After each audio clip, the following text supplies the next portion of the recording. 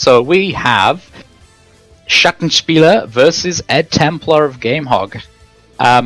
Both of these guys, you know, Schattenspieler I'd say was a bit more competitive than Ed, but both of them lovers of Yu-Gi-Oh! They both have really fantastic channels you should check out. For Ed, I know that he's been playing dinosaurs for the longest of times, so he's probably really happy to be able to finally play this deck competitively. And honestly, sometimes that's what it takes, Matt. It takes for your deck to become into, you know, for new cards to come out and for the deck that you just love. When it's your turn. Yeah. Sometimes things can just roll around. For example, if you're that best Salad player we were talking about, Salamangre, but yeah, exactly. Your time can roll around. But yeah, we're going to be seeing a dinosaurs going head to head with Eldritch in this next game. On the surface, what do you think? What do you think wins in this matchup?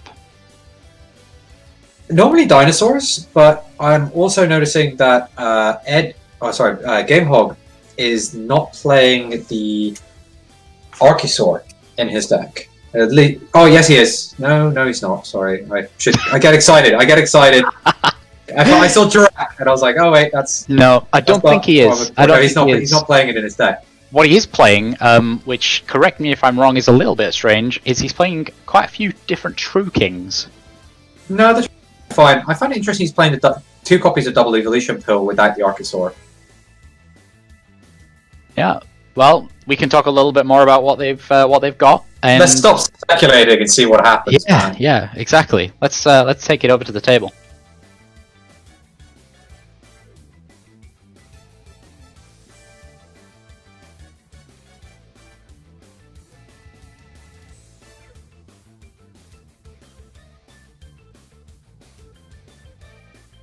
Yeah, we're still here. We're just waiting for everything to load. So our tech team's talking to us as well. Game's loaded in. We're about to see the dice roll and figure out who's going to be going first.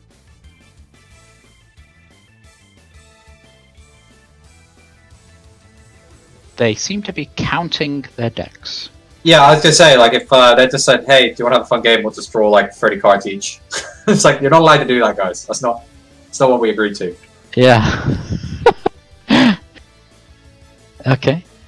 Right. Oh, a roll of 6. 6 versus 7. That's always it's always tough when it's such a close roll. But I think that means that Ed's going to be going first. Yeah. This gives Ed a huge advantage. No, it looks like Schattenspieler's going first. Oh, the dinosaur player told his Eldritch opponent to go first. Well, he doesn't know it's Eldritch. It depends if he's been watching the rest of the stream. True.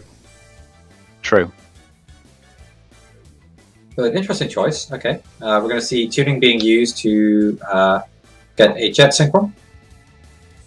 And top card being sent to graveyard is an Ash Blossom. And that puts the Jet Synchron quite comfortably into Schattenspieler's hand.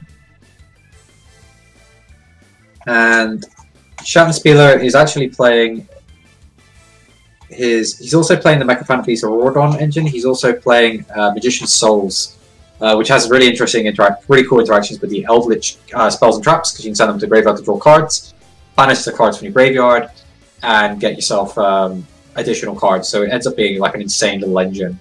Yeah.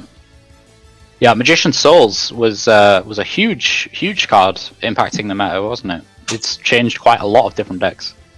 Yeah, Magician's Souls put Spiral back on the map briefly. That deck was really, really strong until the Forbidden Limited List changes came, and then you also had Duel Overload, which has massively changed the game. So Hulk with Firebacks. Is this going to be an uncontested Hulk with Firebacks? Here we see Despot number 1. Is it normal? Normal? So Despot number 1, the really cool thing about this is you can get it out of the graveyard when you summon 2 or more machines at the same time, which a Mecha Phantom Beast Auroradon does, and it's a tuner. Okay, and then also those tokens from Auroradon that can't be used as a link material, Despot being a tuner, you can then use those. Yeah, so you do all your link summoning stuff up front, and then you transition into a more synchro style play. And that's where you get to get away with TG Hyper Librarian and Formula Synchron, and Yeah. Herald of the Arc Light as well. Yeah.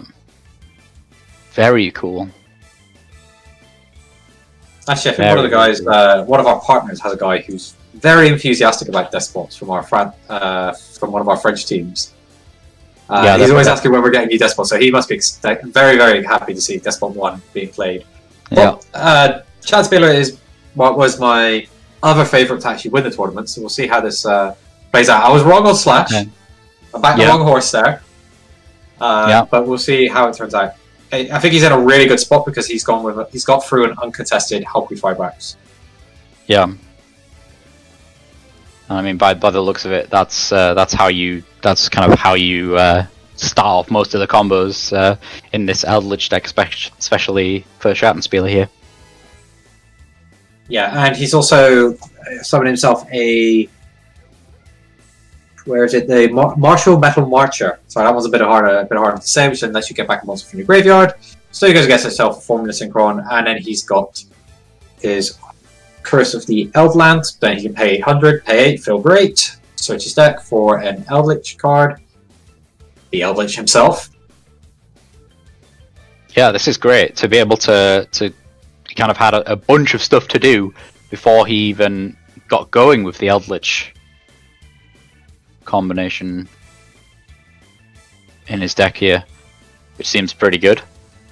Okay, and he's going to have that access to the quick synchro of Formula Synchron as well, which I'm sure is going to come into play. Yeah, he's not respecting the Bureau at the moment. No, not at all.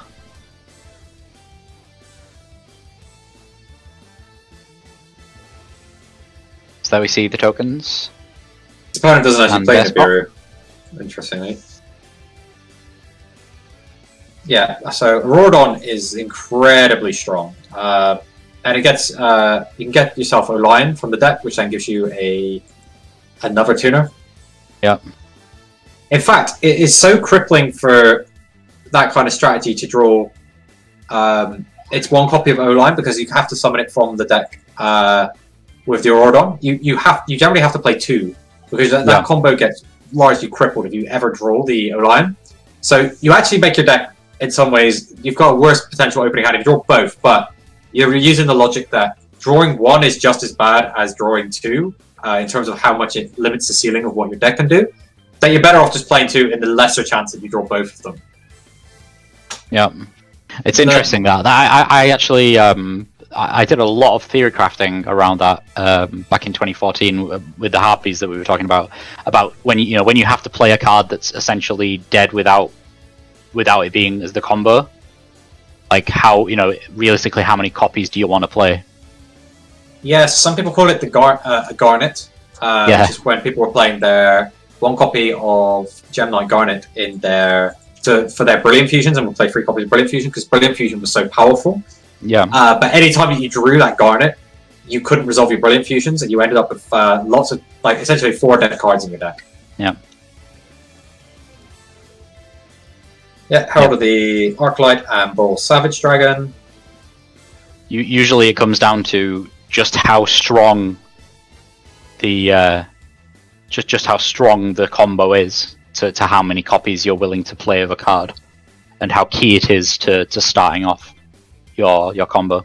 So you end up in that weird situation I was just saying, right, where you end up making your deck worse because the worst case scenario of drawing that 1 Garnet from your deck is actually it's just as bad for you if you drew the 1 Garnet than drawing the 2. So play 2 and then you can always resolve your combo.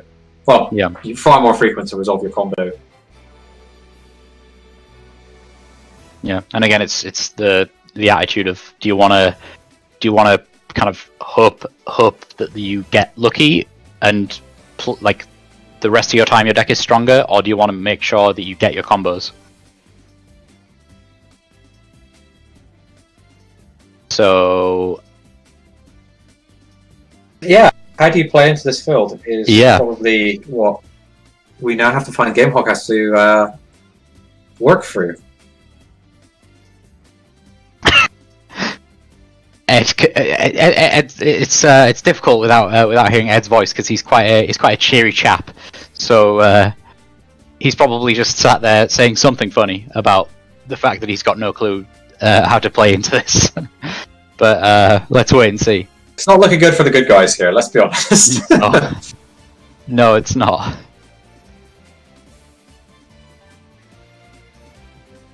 Especially with Herald of the Arclight just sat there causing problems as it does. Yeah, it ends up banishing so much stuff. So that's just like a mini-dimensional, mini macrocosmos, whilst also threatening an additional negate. Yeah.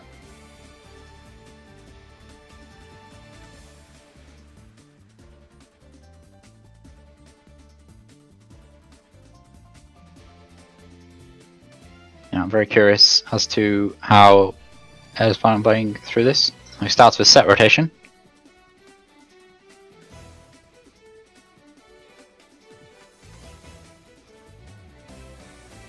Schattenspieler gonna take some time to think about this. We'll just check every single back row. We don't even know if any of them are relevant, but he doesn't. His opponent doesn't know that. Okay, so we're going to Arc Light and say you can't have set rotation. Yep. That at least opens up the possibility of Ed doing some stuff with Baby Ceresaurus. Yeah, there's still a lot of other cards to contend with. I mean, that's certainly going to help. The Twin Twisters. Twin Twisters, okay, so he's 3 cards down from his 6-card hand, so he's still got 3 cards to play, but we've seen lots of really strong combos being strung together with 2-card hands. Yeah. This is super interesting that he's been able to at least get some of this stuff cleared out, but yep, Schattenspieler gets another Eldritch Golden Lord. Yep, using his Elixir of Scarlet Sanguine. Twin Sisters kind of has limited impact. It can create windows for you against this deck. It can create windows for you to actually play, but then the Eldritch deck will just like overwhelm you with just sheer force weight of its cards. The longer the game goes on, just even by destroying those. Yeah, for sure.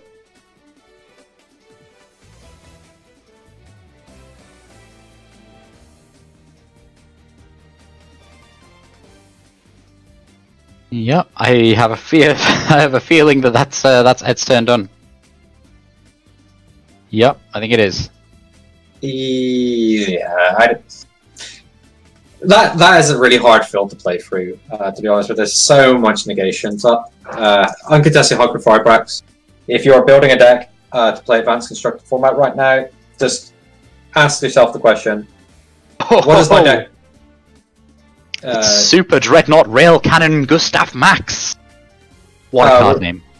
Yeah, so this is actually really cool. He's playing not only Super Dreadnought Rail Cannon Gustav Max, he's also playing the Rail Cannon Juggernaut Liebe.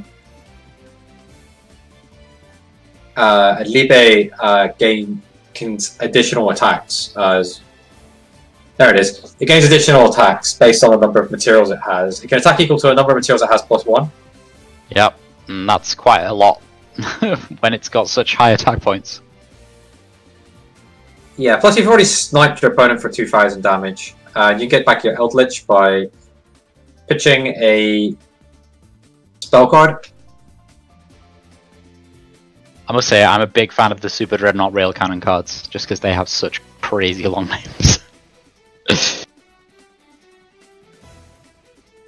And yeah, they were used in a deck with trains. I mean, who's not going to love that? They were Anna Kaboom's cards, weren't they, from Yu-Gi-Oh! Zexal? Who is just somebody who rides a rocket around this town and no one questions it. Like, of course not. Why would you question that? It's very normal. Yeah, we do see the baby Ceresaurus, but and the big boys come in and just massive pop just ends the game, and yeah, and bit of rage, bit of the old rage. he had the ultimate conductor Torado. That field was I don't. I feel bad for Ed there because it's like there's very little you can do to play into that kind of field. That was kind of a Eldritch perfect start there, right? Sometimes they just have they just have it, and you've got nothing. Yeah, I promise you, Ed would have been in good spirits, even though he looked like he was smashing the table up. Yeah, he's quite a funny guy. Wow, that was a real. I mean, not to refer to the cannons too much, but a bit of a blowout, wasn't it? Yeah, it's just Eldritch doing Eldritch stuff when it gets to go first. There's probably stronger fields that he could have made, but